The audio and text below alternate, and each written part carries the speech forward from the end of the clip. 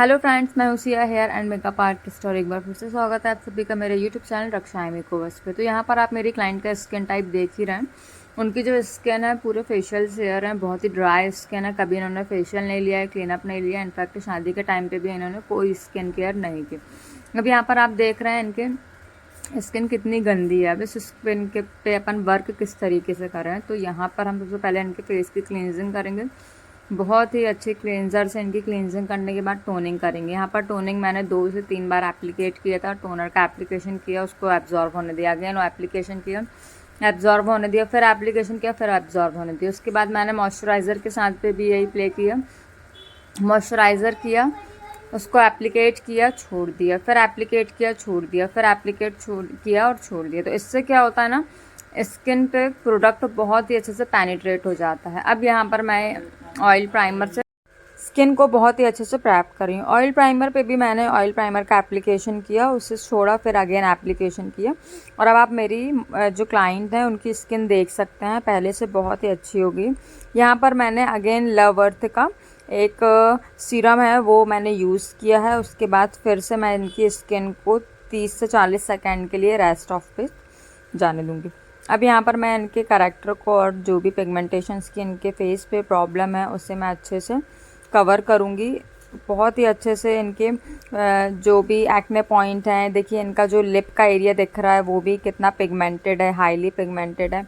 इनका जो फेस है पूरा अपर लिप वाला जो एरिया है वो मंकी माउथ टाइप्स है ना, मतलब मंकी माउथ जो पिगमेंटेड एरिया होता है अपर लिप और माउथ के चारों साइड का है ना, इनको सारी प्रॉब्लम है बहुत सारी, जैसे एक्ने मार्क हैं, पिगमेंटेड स्किन है, टैंड स्किन है। तो यहाँ पर मैंने जो ऑरेंज करेक्टर का एप्लीकेशन किया, पूरे फेस पे ऑरेंज करेक्टर को एप्लीकेट करने के बाद यहाँ पर मैं इनके फेस को न्यूट्रल करूँगी। अब यहाँ पर मैंने फाउंडेशन का एप्लीकेशन किया। अब आप सोच रहे होंगे बहुत ही फेयर फाउंडेशन का एप्लीकेशन कर रही हूँ मैं।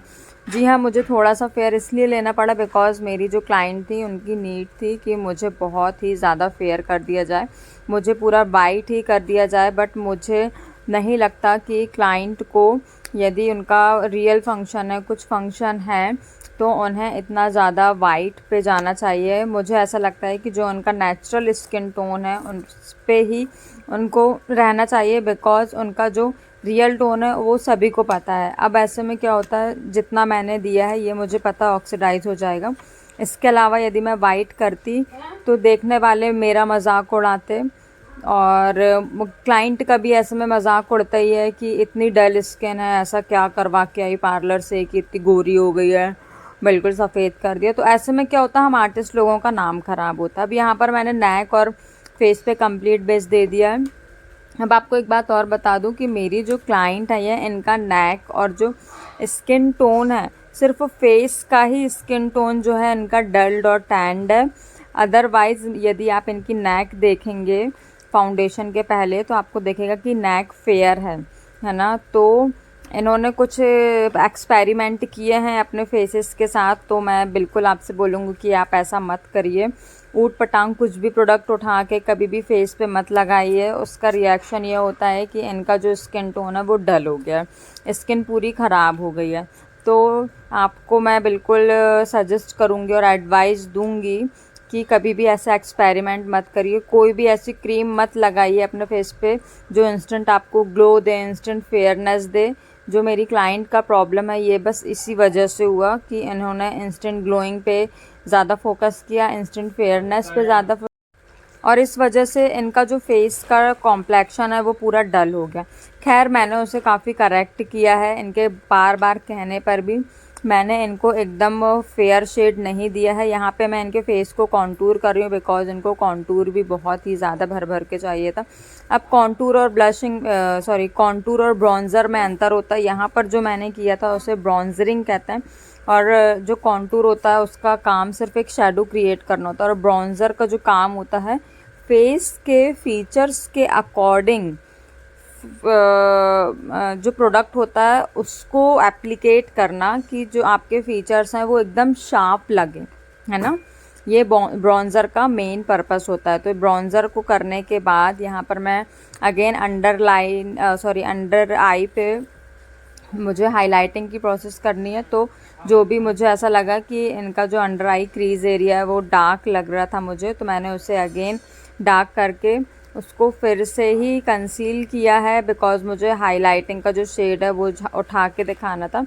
तो अब यहाँ पर मैं इनके हाई पॉइंट्स को हाईलाइट कर रही हूँ। हाई पॉइंट्स को हाईलाइट करने के लिए मैंने अगेन इनके फेस के टोन से 2 टोन फेयर यहाँ पर मैंने हाइलाइटर दिया, बिकॉज़ इनका ये कहना था कि अभी भी इनको ऐसा लग रहा है कि बहुत ही कम फेयर दिख रही हैं ये, इनको और गोरा होना था, और गोरा होना था, मतलब इनको पता नहीं कितना गोरा होना था। मुझे तो ऐसा लगा कि मुझे एक प्राइमर का भी डिब्बा साथ में लेके जाना चाहिए था इनके पास। मैंने इनसे बोला था कि मुझे पता होता आपको इतना गोरा होना है तो मैं एक प्राइमर का डिब्बा ज़रूर लेके आती। कौन सा, वॉल पेंट वाला वाइट प्राइमर जो होता है उसका।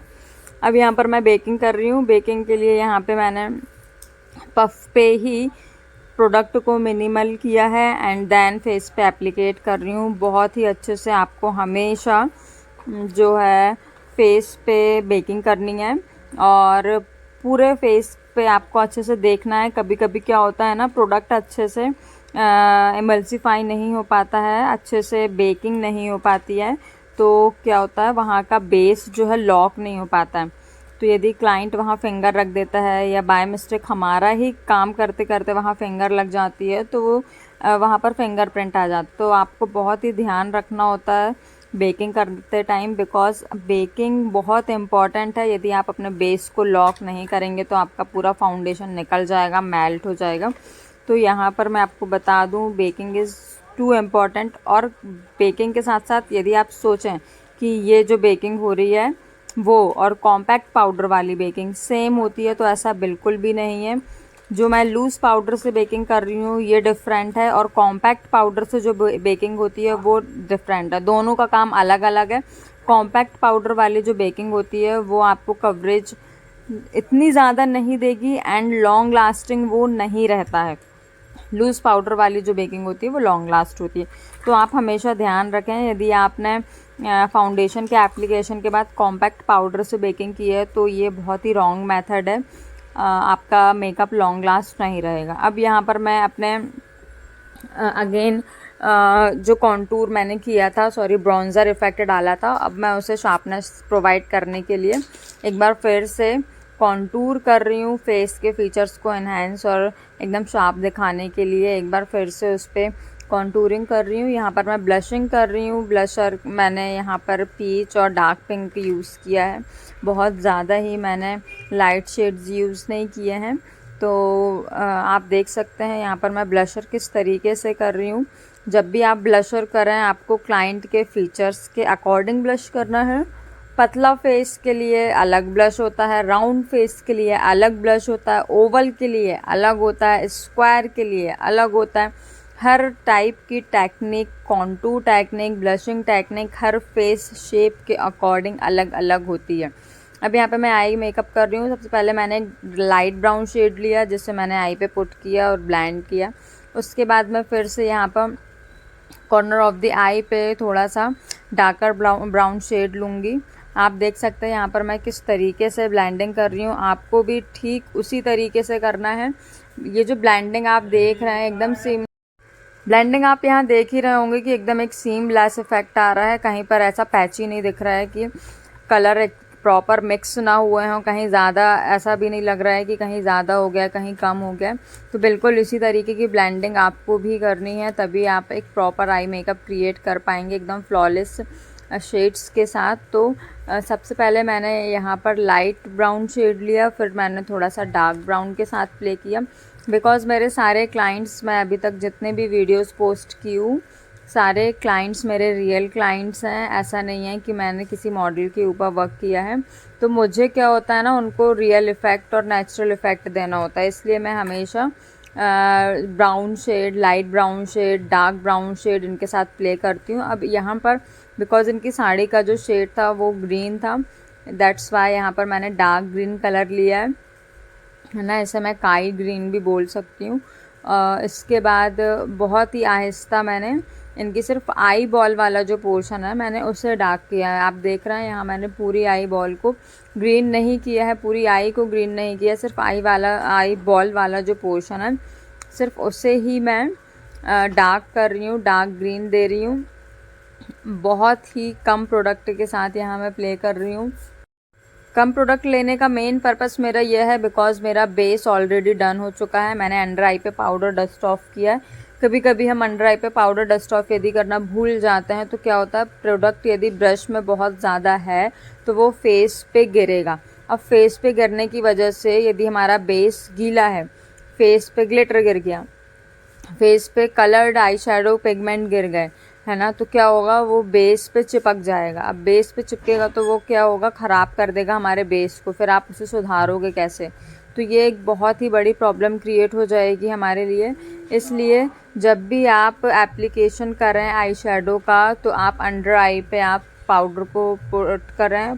पुट करने के बाद आप प्रोडक्ट जब भी ब्रश पे लें तो एक बार ब्रश को डस्ट ऑफ करें एंड देन आई पे एप्लीकेट करें। अब यहाँ पर मैं क्या कर रही हूँ, फ्लैट ब्रश लिया, फ्लैट ब्रश पे मैंने थोड़ा सा मेकअप फिक्सर या टोनर लिया, थोड़ा सा ब्रश को गीला किया एंड देन एक पिगमेंट लिया। पिगमेंट से मैं इनकी जो क्रीज लाइन है उस पर मैं सिर्फ पुश कर रही हूँ, है ना, पुश कर रही हूँ मतलब प्रोडक्ट को सिर्फ पुट कर रही हूँ, रख रही हूँ। अब यहाँ पर मैंने फॉरएवर 52 का फ्लेक ग्लिटर लिया और उसको मैं अगेन ब्रश की हेल्प से ही पुट कर रही हूँ। अब फॉरएवर 52 के ये जो फ्लेकी ग्लिटर्स आए हैं तो ये बहुत ही अच्छे हैं, बट मैं हमेशा कोशिश करती हूँ कि मैं डायरेक्ट फ्लेक नहीं लगाती हूँ, क्योंकि मुझे अपने क्लाइंट को एक नेचुरल इफ़ेक्ट देना है, ड्रामेटिक इफ़ेक्ट नहीं देना है। इसलिए मैं इस तरीके से फ्लैट ब्रश की हेल्प से उन फ्लेक्स को अच्छे से एप्लीकेट करती हूँ क्लाइंट की आइज़ पे, जिससे एक क्रोम इफ़ेक्ट दिखता है ना, क्रोम इफ़ेक्ट दिखता है और मुझे वो बहुत अच्छा लगता है। यहाँ पर आप देख रहे हैं इस तरीके से मैं बहुत छोटे छोटे पार्टिकल्स के साथ इन फ्लेक्स पे वर्क करती हूँ, तो मुझे ये चीज़ बहुत अच्छी लगती है बिकॉज़ इससे मेरा क्लाइंट भी हैप्पी होता है और मुझे भी एक न्यू चीज़ देखने को मिलती है। तो यहाँ पर मेरा आई मेकअप डन है। अब मैं अपनी क्लाइंट की आईज़ पे लैशेस पुट करूँगी। लैशेस पुट करने के लिए भी प्रॉपर टेक्निक होती है। आपको हमेशा जो क्लाइंट की आइज़ होती है उसका साइज़ देखना होता है, क्लाइंट की आइज़ के साइज़ के बराबर आपका लैशेस है या नहीं, है ना। आप ऐसा नहीं कर सकते कि हर क्लाइंट को हर टाइप का लैशेस लगा दें। हर क्लाइंट का या हर आई का शेप अलग अलग होता है। टाइप्स ऑफ आईज़ होती हैं, वो जब हमारी क्लासेस होती है उसमें हम पढ़ाते हैं, उसमें हम बताते हैं। हर टाइप की आई का मेकअप अलग अलग होता है। कभी कभी क्लाइंट पिक्चर लेके आता है हमारे पास और बोलता है कि हमें इस टाइप का आई मेकअप कराना है, बट उसकी आई पे वो मेकअप जा ही नहीं सकता बिकॉज़ वो जो मुझे मेकअप दिखा रहा है वो कम्प्लीटली बोल्ड आइज़ है ना, बिगर आइज़। और क्लाइंट की जो आइज़ होती हैं वो स्मॉल होती हैं, हुडीज़ होती हैं, है ना, हर टाइप की आइज़ होती हैं। तो हमें क्या होता है, उनको क्लाइंट को सजेस्ट करना होता है कि नहीं, इस टाइप से आपकी आई पे मेकअप नहीं जा सकता, वो अच्छा नहीं लगता है। काउंसलिंग करनी ज़रूरी है। आप यदि क्लाइंट की काउंसलिंग नहीं करेंगे, अपने हिसाब से काम करेंगे, तो ये बहुत ही रॉन्ग चीज़ कहलाएगी, है ना।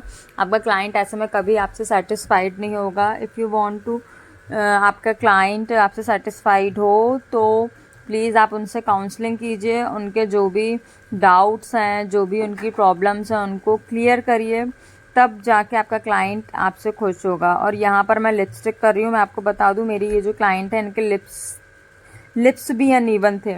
ऊपर से शेप अलग था लिप्स का, नीचे से शेप अलग था लिप्स का, तो मुझे बहुत प्रॉब्लम गई इनकी लिपस्टिक को सेट करने में, बट फाइनली वो हो गई। तो यहाँ पर हमारा लुक कंप्लीट डन है। ये इनका मेहंदी का मेकअप था और यहाँ पर मेरी जो क्लाइंट है वो कंप्लीट रेडी हो चुकी है। ये इनका फाइनल लुक है। मुझे प्लीज़ देख के बताइए आपको कैसा लगा।